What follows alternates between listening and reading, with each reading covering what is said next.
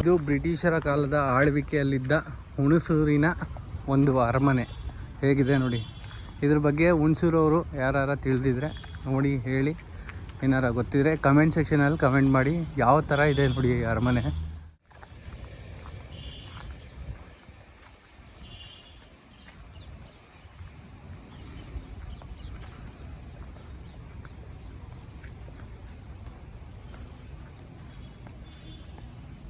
ನೋಡಿ ಆಗಿನ ಕಾಲದಲ್ಲಿ ಆರ್ಕಿಟೆಕ್ಚರ್ ಹೇಗಿದೆ ಅಂದರೆ ಬಿಲ್ಡಿಂಗ್ಗಳೆಲ್ಲ ಹೇಗೆ ಕಟ್ಟಿದ್ದಾರೆ.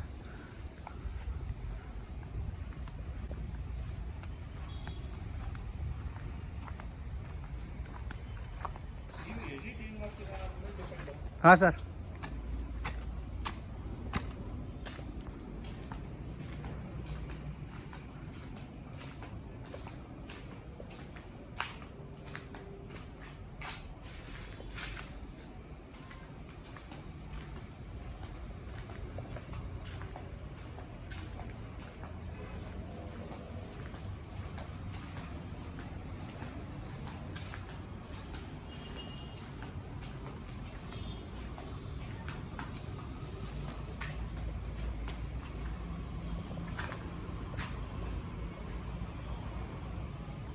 ಒಂದೊಂದು ಕಂಬಗಳು ಎಷ್ಟು ಗಾತ್ರ ಇದೆ ನೋಡಿ.